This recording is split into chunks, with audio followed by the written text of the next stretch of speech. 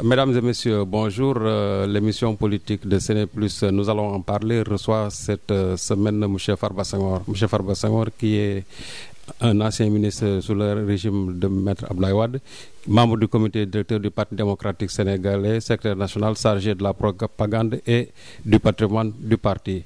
Vous savez, l'actualité cette semaine, en tout cas ces 2 dernières semaines, est polarisée par la crise qui sévit au sein du PDS, où il se dessine actuellement 2 clans antagoniques, à savoir le clan de ce qu'on appelle les réformateurs dirigés par Modiane Fada et des fidèles et loyaux qu'on appelle les légitimistes dirigés par M. Omar Sarr. À voir aujourd'hui ce qui arrive dans votre parti, M. Farba Senghor. Qu'est-ce que cela vous inspire?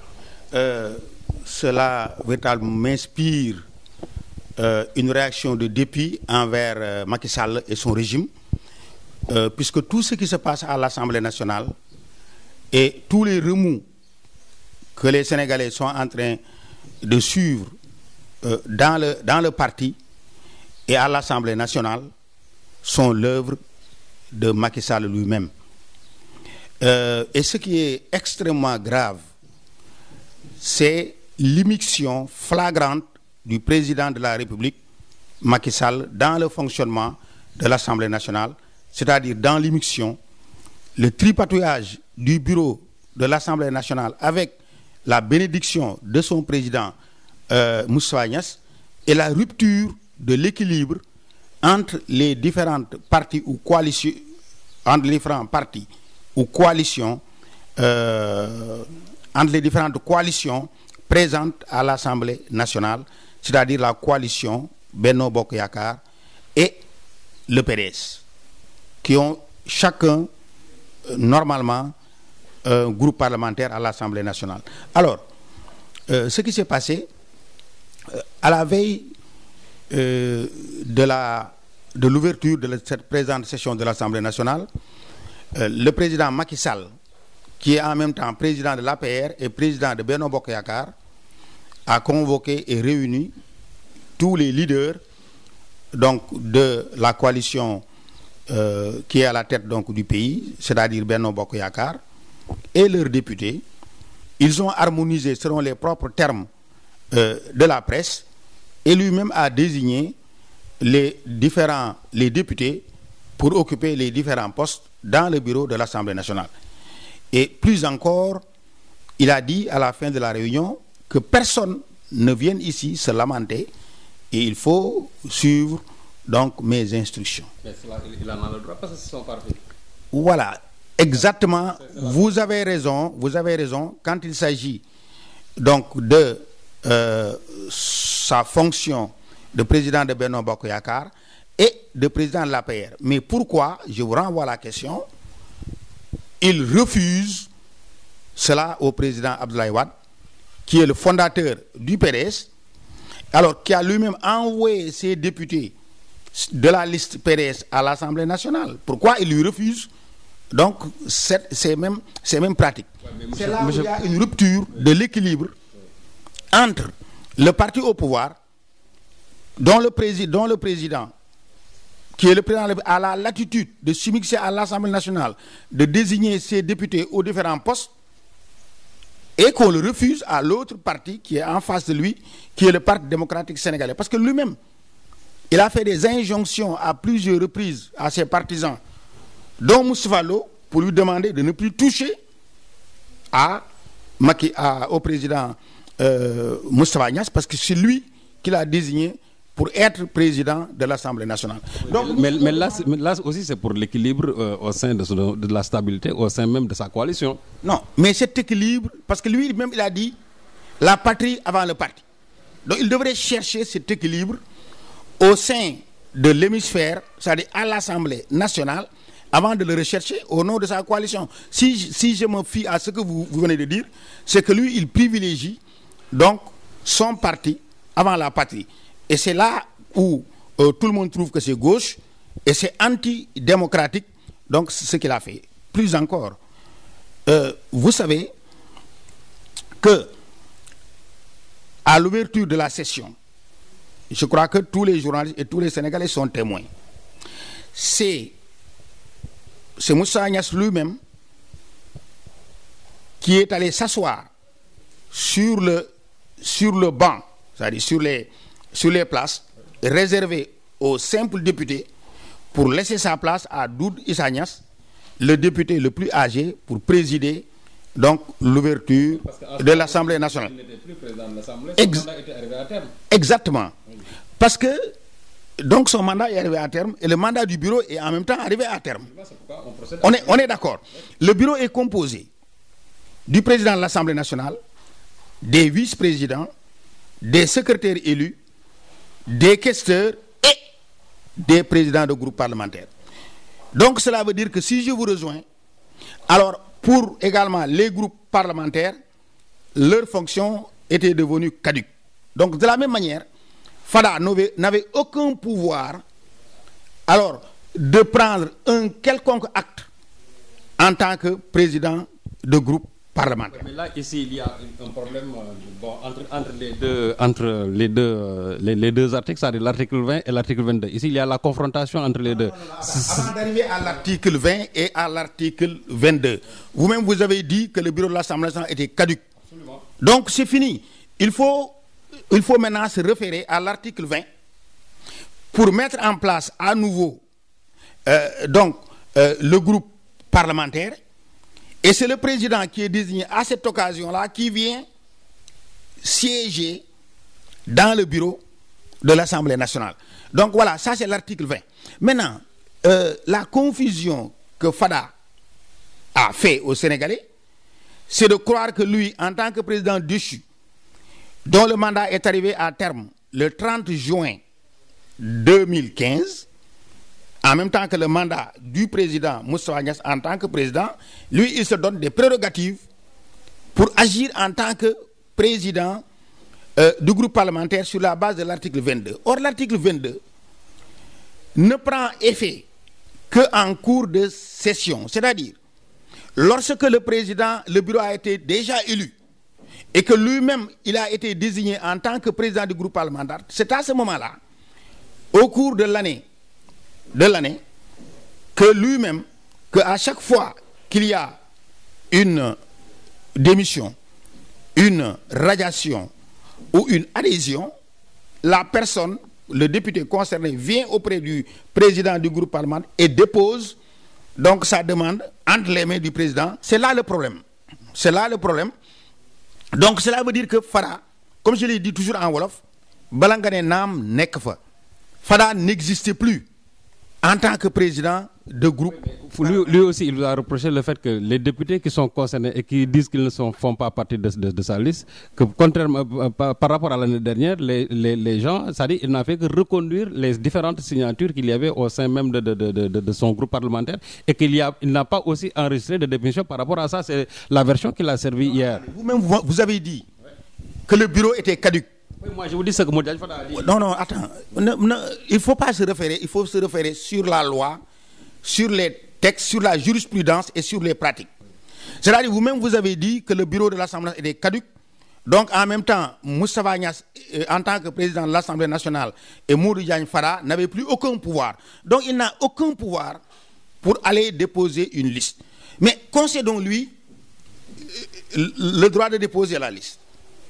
La liste qu'il a déposée auprès du bureau du président de l'Assemblée nationale et qui a été mis portée à la connaissance de l'ensemble des membres du bureau, cette liste-là, elle est incomplète. Parce qu'il a dit qu'il a déposé la liste de 2012.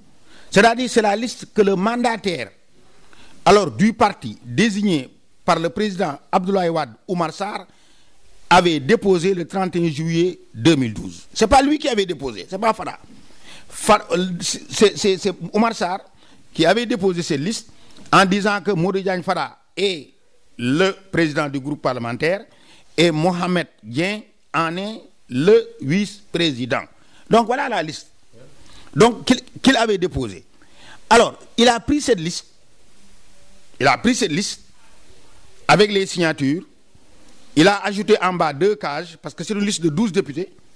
Numéro 13, Khadim Tchoun, le fils de Serigne Béthio Tchoun. numéro 14, Demba Diop, que l'on appelle communément Diopsi. Alors, et il les a fait signer. Il a scanné ce document-là, qu'il a déposé auprès du président de l'Assemblée nationale. Donc il y a du faux d'abord. D'abord parce que nul n'a le droit de porter la signature d'autrui sans son consentement. Parce que s'il y a renouvellement, donc il y a renouvellement de signature. Monsieur Farba Senghor, malgré tout ce que vous dites aujourd'hui, l'Assemblée nationale ne reconnaît que Modou Diagne Fada comme étant le président du groupe parlementaire. Mais quelle est votre réaction par rapport à ça? Parce que c'est antidémocratique. C'est injuste par rapport au peuple sénégalais qui a élu le président de l'Assemblée. Mais là où je veux en venir avant de dépasser cette question, c'est sur cette liste de 12, de 14 maintenant, vous tous vous savez qu'il y a au moins 7 personnes, 6 personnes qui sont foncièrement contre lui et qui se battent contre lui alors pour le dépôt du bureau, pour le dépôt alors du groupe parlementaire. Il s'agit de Oumar Sarr, dont le nom y figure. Il s'agit de Mamadou Lamine Thiam, Waré Sarr, Aïda Mbodj, Mohamed Dien, Nafissatou Ngom. Ibader a signé pour Oumar Sarr et il dit qu'il maintient sa signature pour Oumar Sarr. Donc ça fait 7 sur la liste. Plus maintenant le 8e, c'est l'autre, c'est Maître Ousmane Ngom, qui a écrit une lettre déposée sur la table du président de l'Assemblée nationale. Il a remis à main propre, par l'intermédiaire de son émissaire, à Oumar Sarr et à Modou Diagne Fada en disant qu'il démissionnait du groupe. Maintenant, il est non inscrit. Donc ça va vite. Il lui reste 4 personnes, 4 députés. Alors, il reste Modou Diagne Fada lui-même, Fatou Thiam, ensuite Mamadou Cissé, dit Adji Cissé de Kédougou, et Awa Diop. Donc, Modou Diagne Fada n'a que 4. Même si Awa Diop dit qu'il n'a signé ni pour Modou Diagne Fada, ni pour la liste que Oumar Sarr a déposée, c'est-à-dire sur laquelle Aïda Mbodj est présidente. Donc, il n'a que 3. Il n'a que 3. Et tout le reste, c'est du faux. Et c'est pour la raison pour laquelle, avant-hier, c'est-à-dire le jeudi passé, le 20, je crois, alors Oumar Sarr lui-même et les députés de l'Assemblée nationale ont déposé sur la table du procureur de la République une plainte sur le faux en décrivant les faits et en laissant au procureur donc la latitude de les qualifier.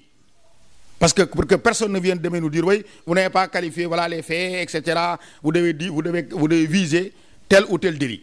En tout cas, voilà ce qui s'est passé à l'Assemblée nationale. Voilà. Mais maintenant, dès l'instant qu'aujourd'hui l'Assemblée nationale ne reconnaît que Modou Diagne Fada comme étant le président du groupe parlementaire et que vous niez cela, allez-vous saisir la Cour suprême ou bien vous allez entamer l'épreuve de force? Dans le seul document que nous avons vu et qui a été produit par le président de l'Assemblée nationale sous forme de communiqué, ils ont dit que la liste déposée par Oumar Sarr est irrecevable. Sous-entendu que la liste de... Non, pas sous-entendu. C'est un texte administratif. On n'a rien dit sur ce qui concerne Modou Diagne Fada. Donc nous pensons que l'Assemblée nationale va examiner cette question. D'abord, c'est sur la forme. Sur la forme d'abord, avant d'arriver sur le fond. Comme au tribunal, l'Assemblée d'abord a siégé sur la forme. Sur la forme, l'Assemblée rejette le dossier de Oumar Sarr. Mais il y aura, à mon avis, si on se fie à ce communiqué, alors une étude au fond de la question. Et à ce moment-là, les députés se rendront compte que que la liste présentée par Fada, au moins, est une liste incomplète. Voilà, donc cela veut dire qu'on va vers une élimination, comme je le vois, du groupe du PDS, et il ne restera qu'un seul groupe parlementaire, comme du temps du président Léopold Sédar Senghor, où il y avait le parti unique. Je crois que c'est là où Macky Sall et ses hommes veulent nous emmener. Maintenant, moi, je n'ai jamais cru vraiment à la poursuite judiciaire de ce dossier. Moi, je n'y crois pas. Pourquoi vous n'avez pas foi à la justice de votre pays? J'ai toujours cru à la justice de mon pays, mais en ce qui concerne, depuis que Macky est là, sur plusieurs affaires, sur plusieurs affaires, je dis, sur plusieurs affaires. Alors, surtout sur l'affaire Karim Wade, on a vu comment les choses se sont passées. Et donc, il y a un doute qui est jeté alors, dans l'esprit de tous les Sénégalais. Maintenant, moi, je ne crois pas. Alors, donc la seule solution qui vaille, c'est de se battre politiquement contre cette décision de l'Assemblée nationale. Et c'est pourquoi les députés de l'opposition réunis, alors, ont dit ouvertement qu'ils vont bloquer l'institution. Monsieur Farba Senghor, si nous revenons aujourd'hui, ce qui se passe à l'Assemblée nationale, ce n'est que la résultante de la crise qui sévit au sein du PDS, parce qu'il y a eu ce qu'on appelle la fronde menée par Modiane Fada et quelques-uns de ses proches. Et cette situation a été tellement mal gérée que ça a fini même par déboucher par une crise au sein même du Parlement. Ne pensez-vous pas aussi que le problème réel du PDS, c'est de n'avoir pas les capacités à gérer ces dissensions internes? Si le pouvoir, Macky Sall, met les mains dans tout cela, il n'y a aucune possibilité pour le PDS. Mais pourquoi voulez-vous chaque fois accuser Macky Sall? Attends, parce que moi-même j'avais dit que selon des rumeurs persistantes, Macky Sall aurait acheté Modou Diagne Fada. Et vous avez vu, il a tergiversé. Mais ça, c'est des conditionnels aussi. Attends, il m'a envoyé plusieurs huissiers, mais ça ne rime à rien. Aujourd'hui, on est arrivé à une situation où tout le monde sait, et tout le monde doute maintenant, que véritablement, alors que Modou Diagne Fada n'ait pas eu de relation avec Macky Sall. Oui, mais il n'y a plus de doute parce que ce qu'il a fait à l'Assemblée n'arrange que le président. Le président Macky Sall. Monsieur Farba Senghor, nous sommes en politique et je crois que Modiane Fada aussi a des ambitions politiques. Aujourd'hui, que M. Abdoulaye Wade n'est plus, peut-être, en tout cas, n'a plus d'avenir politique par rapport au PDS. Ne pensez-vous pas aussi qu'il est légitime que Modiane Fada aussi se batte pour son positionnement au sein même du parti? Oui, même s'il se bat, il doit se battre loyalement et légalement.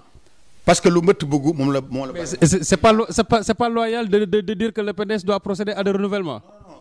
C'est les complots, comme il est en train de le faire avec nos adversaires, collusion avec l'adversaire, et c'est les démarches fractionnistes, alors que qu'on ne peut admettre même dans aucune organisation. Et même, si tout ce que vous dites était retenu, je crois que l'Assemblée nationale est une de nos institutions fortes du pays, et elle devait appliquer la loi telle qu'il n'y aurait aucune considération, que ce soit un Modou Diagne Fada ou un autre, mais qu'on nous applique le règlement intérieur.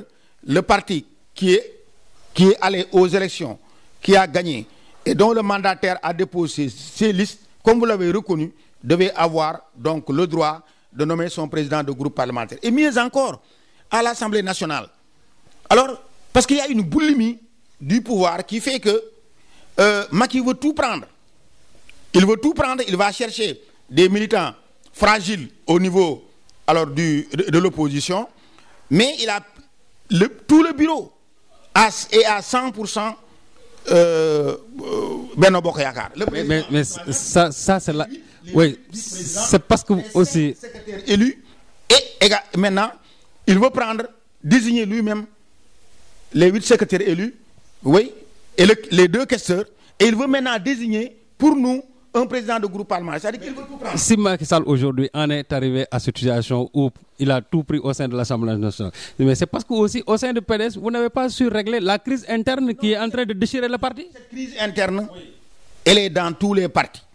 Dans Rewmi actuellement, il y a cette crise interne. Dans le Ñakk Jëriñu, je crois, de Serigne Mansour Sy, vous avez vu qu'il y a eu une dissension de la miniature. Donc tout le monde maintenant, alors, dit que c'est une immixtion donc flagrante. Macky ne veut pas de démocratie. Oui, mais là, au sein du PDS aussi, c'est-à-dire le seul langage du PDS, c'est que quand il y a des contradictions internes, c'est-à-dire le seul langage du PDS, c'est l'exclusion. Mais pourquoi vous ne pouvez pas gérer politiquement vos crises? Nous avons des statuts et un règlement intérieur. Donc toute personne qui enfreint le règlement intérieur ou les statuts s'expose à des sanctions et il y a des procédures et dans le cas là, c'est extrêmement grave que nous avons entamé des procédures, nous avons exclu Fada et nous allons exclure également... Mais l'exclusion, si on se fie aussi au texte... Si... Alors, se mettre de son côté. Si on se fie au texte aussi, l'exclusion de Modou Diagne Fada aussi n'est pas du tout régulière. Ce que l'on a vu la fois passée, c'est-à-dire c'est le secrétariat national élargi au comité directeur qui a décidé du sort de Fada. Le président... Et aussi la commission de discipline aussi n'existe pas dans les statuts du parti.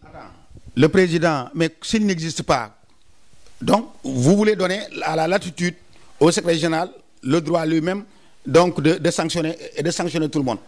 Non, il y a une commission de discipline qui est dans le parti, mais qui est prévue, c'est prévu. C'est comme si une loi dit qu'il est prévu donc une commission de discipline. Donc ça c'est dit dans les textes du parti. Ça existe, cette disposition existe aussi bien dans les statuts et que dans le règlement intérieur au niveau de notre parti. Parce qu'il a commencé d'abord par dire alors que lui il voudrait des renouvellements. Et il fait dire à un de ses sous-groupes qu'il veut prendre la place du secrétaire général national. Mais n'est-ce pas c'est légitime? Politiquement c'est légitime? Si c'est légitime, c'est malsain. C'est malsain d'organiser, de faire un mémorandum sans en informer donc, le parti, d'organiser dans un hôtel donc, une conférence de presse donc pour dire qu'il veut la place. Mais Aïda Mbodj en est signataire? Secrétaire général national. Moi, je n'ai jamais vu cette signature. Mais je n'ai pas vu. Et il ne l'a pas publié. Non, vous ne l'avez pas vu, mais Aïda Mbodj a reconnu qu'elle elle fait partie des signataires. D'ailleurs, elle a même dit qu'elle a été signataire du mémorandum. Aïda Mbodj, si elle a signé, elle a été trompée par plusieurs autres personnes qui ont cru que c'était pour demander des renouvellements au niveau du parti. Mais quand Aïda Mbodj a su que Fada voulait simplement, alors pour lui, le poste du secrétaire général national, elle s'est désistée. En dehors de cela, Fada a toujours dit qu'il soutenait la candidature de Karim Wade. Mais après, il a fait pondre encore d'autres communiqués et des interventions de ses acolytes pour dire que maintenant, Karim Wade est en prison. Lui, il va être le plan B. Ce qu'il faut dire, c'est la traîtrise. C'est la traîtrise actuellement de Fada et de ceux qui sont avec lui. C'est ça qui est extrêmement grave. Parce que tous les problèmes que Fada veut corriger avec son mémorandum, mais c'est lui-même. Parce que lorsqu'il a été limogé en tant que ministre de l'Environnement, ses partisans ont fait une manifestation à Kébémer, ont brûlé le drapeau du PDS et ont brûlé les cartes du PDS. Il est parti. Il a profité de l'absence de l'opposition, du boycott de l'opposition, alors des élections législatives de 2007 pour présenter sa liste pour Warwi, pour avoir 3 députés et revenir dans le parti. C'est le président qui l'a appelé aussi. Voilà, ouais, c'est ça. C'est à partir de ce moment-là que Fada a gangréné le PDS. Parce qu'en 2009, tous les responsables du PDS qui n'étaient pas d'accord avec les investitures de 2009 se sont dit, comme Fada pouvait sortir, brûler le drapeau du PDS, brûler la carte du PDS, alors faire une liste Warwi, ensuite revenir et intégrer l'Assemblée nationale. Nous également, nous allons présenter nos différentes listes. C'est comme ça qu'il y a beaucoup de listes donc, concurrentes issues du PDS à notre liste à travers le pays. Donc c'est Fada qui a gangréné donc, le PDS, qui a amené cette situation. Mais ça aussi, c'est le PDS qui l'a permis. Mais ça a été une erreur, mais Fada, c'est Fada lui-même qui en est l'auteur. Donc je pense que tout ce que Fada veut corriger, c'est lui. Ensuite, lors des investitures des législatives et des investitures de 2014, des élections locales, il a tripartité les listes. C'est une forme de tricherie, comme ce qu'on fait à l'école. Vous trichez aujourd'hui pour avoir de bons résultats, pour pouvoir passer. C'est ça qui est illégal. Mais tout ça, vous les avez laissé passer au sein du parti? Non, attends, moi je l'ai toujours dénoncé. Je crois que ça, je n'apprends rien aux Sénégalais. J'ai toujours dénoncé le fait que à l'intérieur du pays, partout, Mody Diagne Fada a placé ses hommes. Il a fait des uns des maires, il a fait d'autres des têtes de liste et d'autres des mandataires. Je crois que ça, je l'ai toujours dit et j'avais dit que Fada est en train d'amorcer un processus pour récupérer le parti et qu'on devrait faire attention. Et aujourd'hui, tous les... Est-ce qu'il n'est pas en train de le réussir? Parce qu'il dit qu'il va organiser un congrès avec les 2/3 en tout cas pour tenir... Il n'a aucune fonction qui lui permet de convoquer un bureau politique ou de convoquer un secrétaire national. Ah, pourquoi vous le dites? Non, il n'a aucune fonction, c'est les textes. Il n'a aucune fonction. Donc c'est le secrétaire général national, lui-même, alors qui peut le faire, il ne peut pas le faire. Donc lui, il peut ni réunir le secrétaire national, ni réunir le comité directeur, ni réunir le bureau politique. Donc ça, c'est vain. Tout ce qu'il peut faire, c'est aller quelque part, comme il l'a fait à l'hôtel, donc appeler ses partisans pour présenter son mémorandum. Il y a une injustice, alors, qu'on est en train d'appliquer à Abdoulaye Wade et à ses hommes. C'est-à-dire qu'on veut permettre à Abdoulaye Wade ce qu'on ne permet pas. J'ai vu, des gens ont commencé. Moi, quelqu'un m'a appelé hier soir pour me dire, faites attention, moi, M. Senghor, je vous demande vraiment de ne rien faire, vous voulez bloquer l'Assemblée nationale. Mais je lui ai dit, c'est Macky Sall lui-même, Moustapha Niasse, qui avait une pierre en main et qui ont brûlé ma maison, mes deux maisons. L'une est contiguë à l'Assemblée nationale, l'autre est à Maris. C'est Awanyang Dalifort, questeur à l'Assemblée nationale, qui en est le pyromane. J'ai porté plainte. C'est Maître Ousmane Sey qui est mon avocat et personne n'a rien dit. Ils ont brûlé l'Assemblée nationale parce qu'ils ont brûlé l'hôtel des députés. Les feux rouges qui sont cassés, la Sénélec a perdu plusieurs de ses établissements. Et beaucoup d'établissements ont été brûlés. Oui, au pouvoir. Et vous voulez que vous nous dites, alors restez tranquille, laissez ma... Donc ça veut dire que vous aussi, vous allez brûler le pays aussi? Le pays, c'est eux qui l'ont brûlé. Ils ont brûlé le pays pour arriver au pouvoir.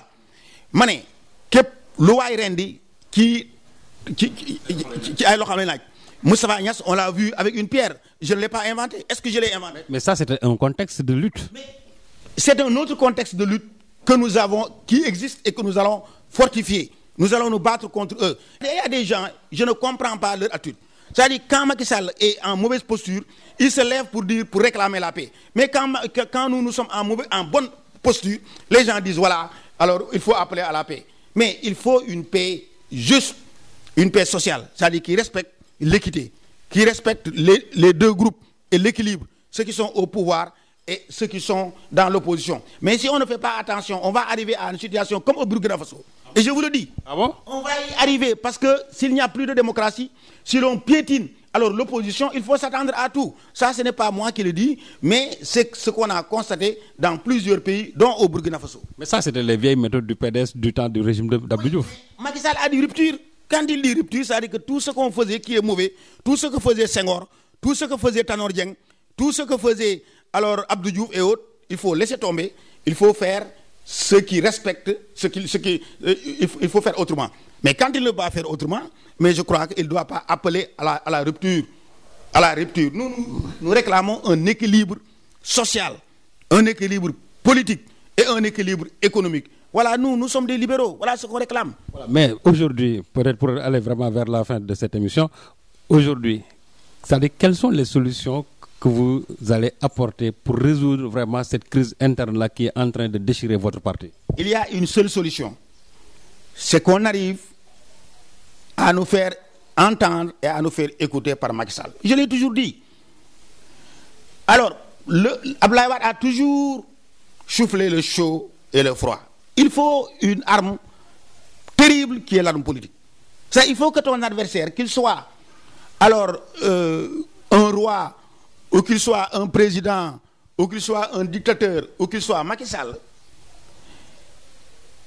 que lui-même, qu'il arrive à un moment où il dit, tiens, il faut que moi, que je cherche la paix. Mais on n'est pas arrivé à ce moment-là, parce qu'on a entendu Moussa et d'autres qui ont dit, quand on a dit que le khalife général des Mourides a demandé donc la paix, ils ont dit, nous ne sommes pas demandeurs. Ils ne sont pas demandeurs de la paix. Donc je prends à témoin le Sénégal, c'est eux qui disent qu'ils ne sont pas demandeurs de la paix. Alors, mais nous, donc vous allez nous laisser faire. Nous allons récupérer ce qui nous appartient à l'intérieur de l'Assemblée nationale et au Sénégal. Et qu'il ne se fie pas. Parce qu'il veut se fier. Attends, il veut se fier aux forces de l'ordre. Nous avons vu que on a vu le cas d'Aronessi. Aronessi qui a été défenestré et qui actuellement est mis de côté et qui est même poursuivi. On a vu même que la société civile a écrit aux Nations Unies pour qu'il perde son poste. On a vu également beaucoup de chefs de brigade comme Sangalkam, comme je crois que dans le Podor et que dans d'autres pays, et même des policiers actuellement qui sont en prison et qui sont jugés pour des actes commis. Mais ça c'est la loi. Cela veut dire que les policiers et les gendarmes et les forces de l'ordre doivent prendre des leçons sur ce qui s'est passé dans le passé. Mesdames et messieurs, c'est la fin de cette émission. Nous allons en parler, qui recevait aujourd'hui M. Farba Senghor. Donc, nous vous donnons rendez-vous la semaine prochaine pour un autre numéro.